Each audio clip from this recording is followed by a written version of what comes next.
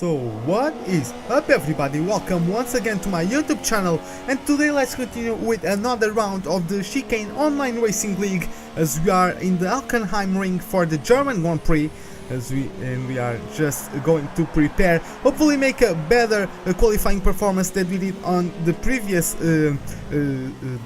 round of the championship. If you haven't seen the Hungarian Grand Prix, go check it out already, as we are going to prepare for our first flying lap, as we are going to get a good exit out of that corner onto the pit straight, as we have a very fast right-hander. Just flicker down a gear, throw the car in, hope it sticks as we open the DRS. Almost 320 km per hour as we approach turn 2, almost like an hairpin, very frustrating corner, almost like a suspended animation as we wait for us to go away and go into turn 5 as we open the DRS and are just comfortably going through the gears, as this corner is almost straight in an F1 car. And now for a heavy braking zone of the hairpin, we miss the apex, but we get beautiful traction out of it, and away we go through the gears once again, approaching the next right-hander, which is very easy to do for an F1 driver. 100 meters away from the corner is the braking zone, shaving off 200 kilometers an hour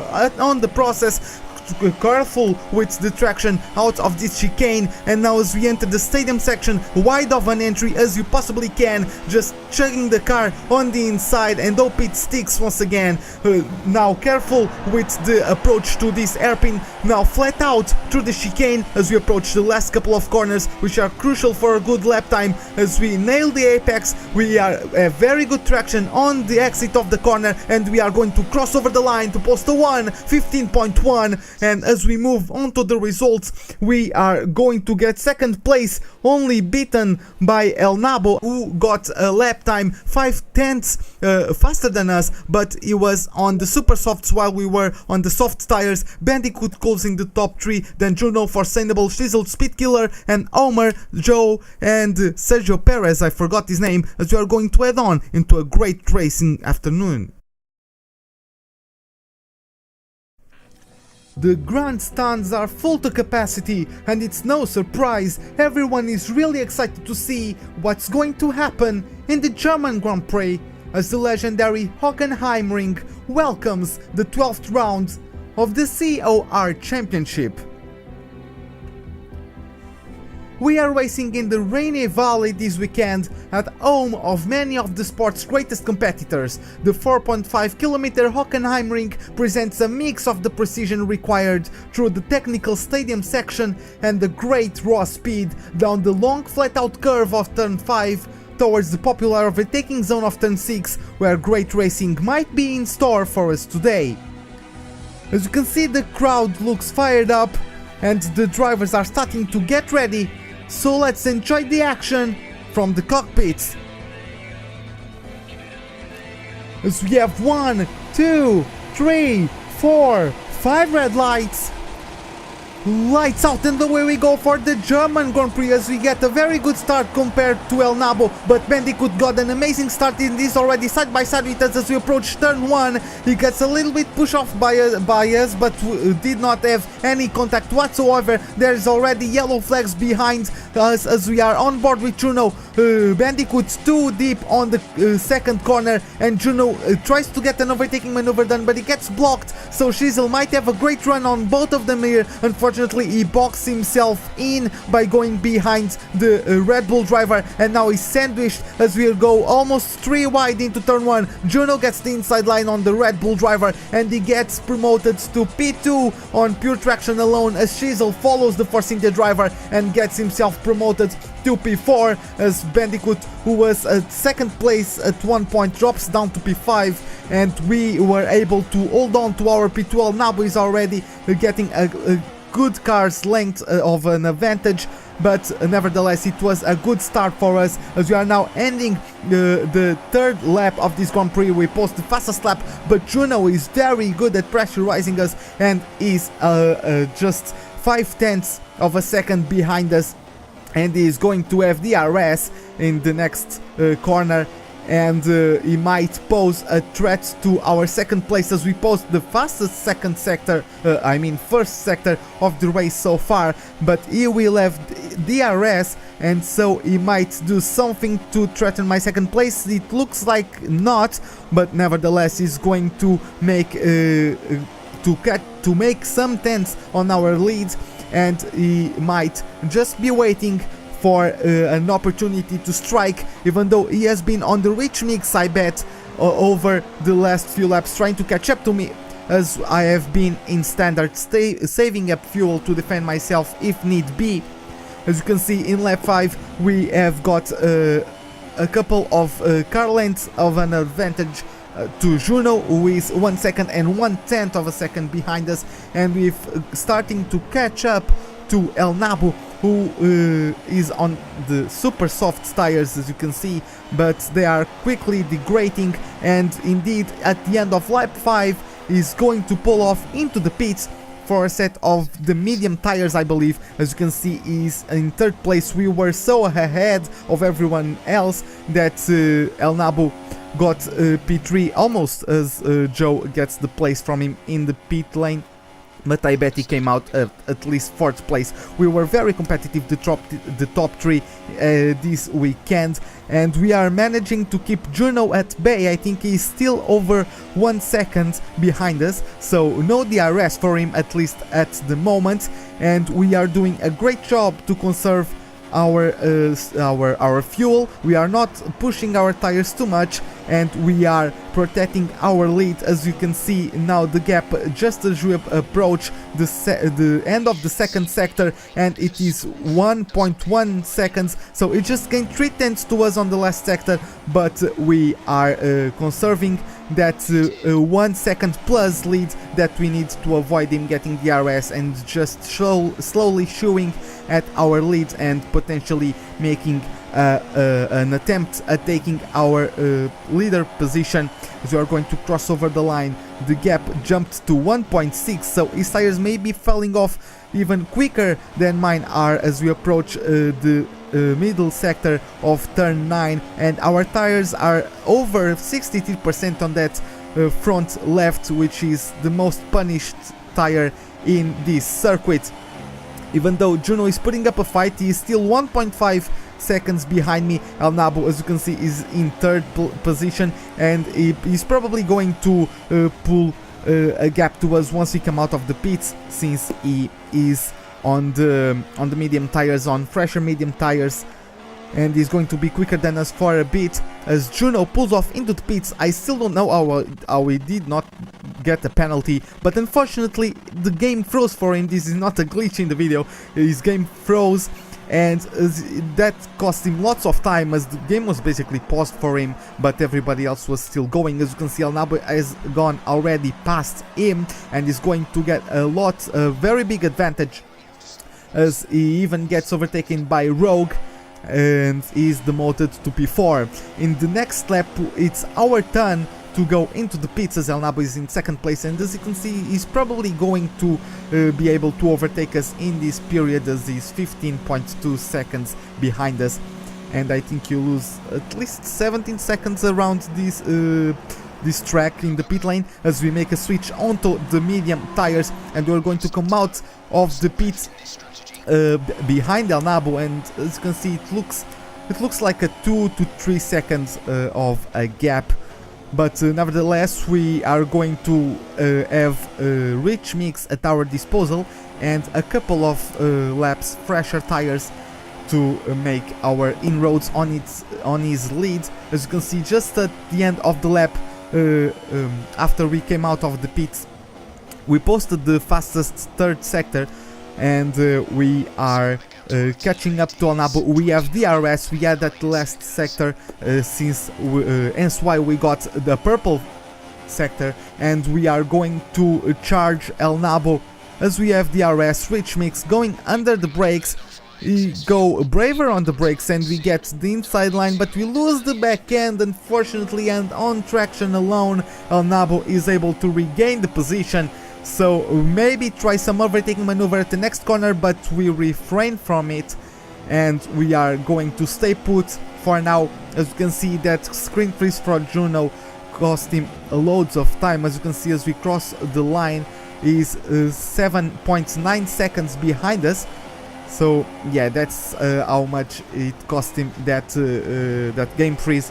Unfortunately, these things happen. We were looking forward to a battle with him, and well, it ended up not happening, at least this early at the race, as we are still chasing Elnabo. We nearly lost the back end through the last corner, and we are merely 3/10 away from our lead of the race, as we are going on to turn 2, and we are maybe going to pose a threat to Elnabo's position. Let's see how it goes under the DRS conditions. We might be a tad too far away, but we are going to lean mix, and we are just going to take the opportunity to make a cut onto his advantage, as we give him a slight bump on his rear tires with our front wing. But fortunately, I think I'll show you guys in a bit, yeah, we do not have any sorts of damage, so that is good for our race. We do not want to see our race compromised by something like that. It will be really painful for me. But Elnabo with a stellar second sector, and is already 1.1 seconds ahead of us. As Juno, I did not quite catch Juno's gap to us, but I bet he's making some inroads on our leads, especially with Elnabo and us battling, as we are going to cross over the line to start lap 14. And yeah, Juno is already, he has gained more than a second in the last 3 laps, I want to say. So yeah, that is going to be troublesome if we don't make anything about it. But once again, we might take an advantage to Elnabo, even though it looks like we are too far away once again. So let's just see what happens. Maybe he does some sort of mistake. So let's see, as we go under the brakes, we spot the apex quite beautifully, good on the traction, but Elnabo is just better on the traction, so he pulls off a little bit once again. And yeah, looks like we are going through a little bit of a game of cat and mouse. Just try to pull off from Juno as I use the RS to my advantage.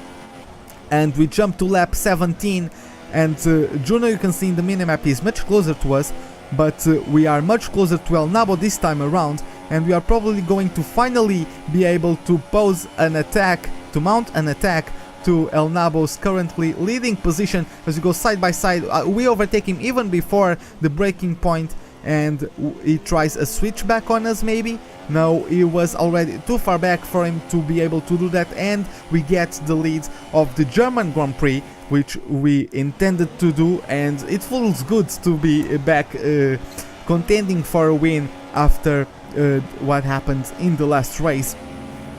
But as you can see, at the end of lap 18, Elnabo pulls off into the pits, and I believe he's going for a set of the soft tires, or maybe another. Yes, he's on the soft tires for his next stint. I don't think they are going to last until the end of the race, at least for him, as we practice a lot together, and I sort of knew how quickly he was wearing out his tires. As you can see, we have pretty healthy tires at the moment. My mostly worn tire is only 33%, and it is a very damaged tire in this track.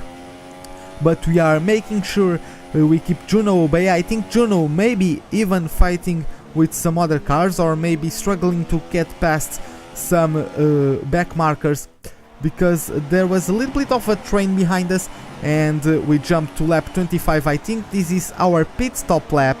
I'm not sure. No, looks like not. And there are some guys in the pits. I think Elnabo has already caught up to Juno, as you can see from the minimap. Yeah, he's only 2.5 seconds behind Juno. So yeah, it looks like Juno will also have to battle a little bit with Elnabo, unless the move is done in this next straight. Unfortunately, we do not have DRS from Foreseeable, the debutee for the McLaren Honda, who I believe is actually in the top 10 at the moment. I think he qualified 8. So yeah, he's on pace to make first point position finish for the McLaren on the after 12 races, so that is great to see from the newcomer. And looking behind, we have Juno going into the pits for a set of the super soft tires, and we don't know how long these are going to last, but he managed to avoid the battle with El Nabo, so that we are not able to take advantage from an eventual battle. But El Nabo is still 12 seconds behind us, so we are going to make our pit stop, and is most certainly going to overtake us, as we are going into the end of lap 27 and we have 66% of tire wear. And I don't think at this point, I don't think we are going to make a pit, as we are 10 seconds in front of El Nabo, and I'm really not sure if we are going to make a pit. I don't think so. I think we are going to stay safe. We are doing the calculations in our head, I believe, as that is a practice of mine during the race weekend. And yeah, mathematically it seemed possible to us, I believe. So as you can see, there is no point basically, because we are in lap 29 at the end of lap 29, so you basically have only 4 laps to go into the pits and come back and overtake El Nabo. Even though it might be possible, since he has very worn out soft tires, but it was only 7 seconds behind us, so he gained 3 seconds on us, but we were just lifting and coasting here and there to preserve the tires. We were in lean mix, as you can see, and at 75% of tire wear in our left front, so that is our worried right turns. But we are going to try to be soft with the tires on those, as we are going to push on in the opposite direction corners, as we have 79% of tire wear. And when that icon lights up in your dashboard, that's generally not a very good sign, and we already have El Nabo on our mirrors, and he's bringing Frozen Luffy along with him. So let's see how it plays out, as he might be somewhat of an inconvenience to us at this point in the race, as I am going to let past El Nabo at this stage, as there is nothing I can do unless he also plummets with the traction on his tires as well. I was hoping to get Frozen Luffy to overtake us quicker, but it looks like he won't. So I'm not sure how it will develop, as we are holding up Luffy quite massively, even though we are trying to hold on to El Nabo so we can maintain at least a DRS gap, so we can do what we did at the first stint, which is just holding on to him, being able to conserve fuel and the tire wear, as well as keep a gap due to the DRS and the slipstream effect. And we are already with 82% of tire wear. We are very lucky to not have a puncture this far into the race, as there are yellow flags somewhere. I think it is in the 3rd sector, and we had DRS at least in the 1st sector, which is useful. But now at the exit of the 2nd corner, I think that Frozen Luffy is just going to demolish us, not only on traction, but just because of the slipstream, as we do not have DRS, and he most likely has.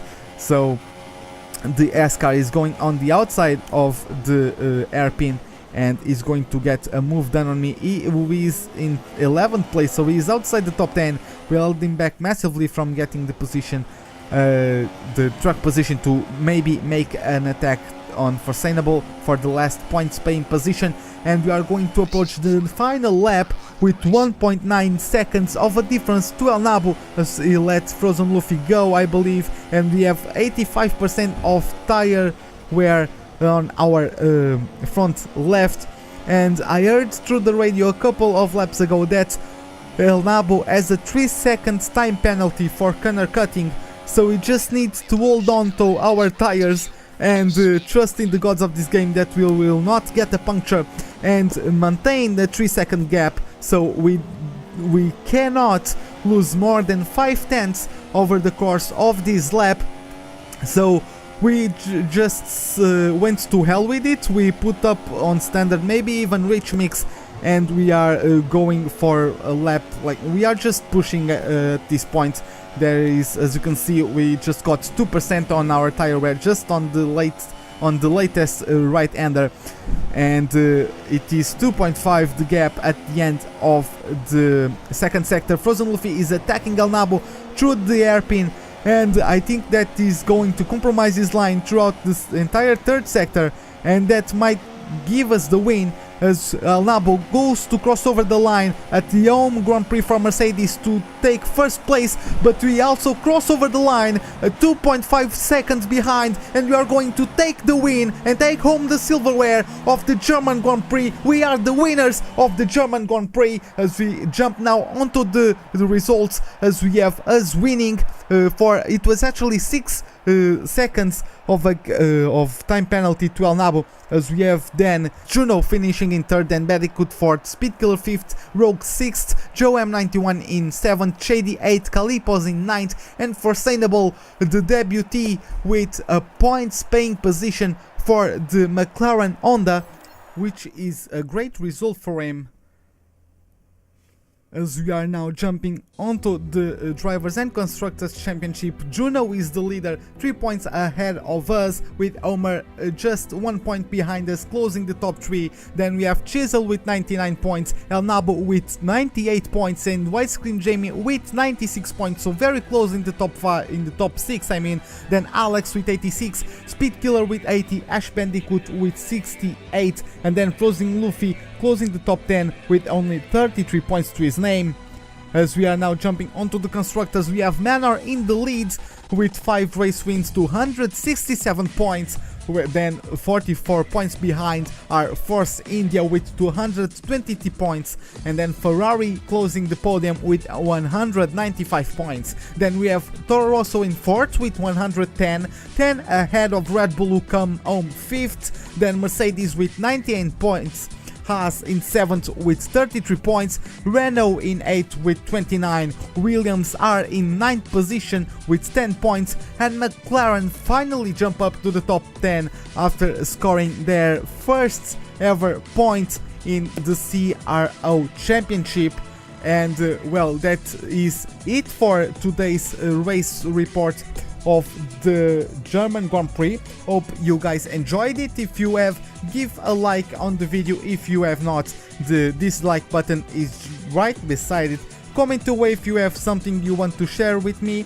So favorite your video if you want, and we are going to catch up with you at the next race, which I'm not remembering the country of, but I believe it is at Spa-Francorchamps. If it is, it's going to be an absolutely awesome race at a legendary track. I'm hoping to see you guys there, and have a wonderful day.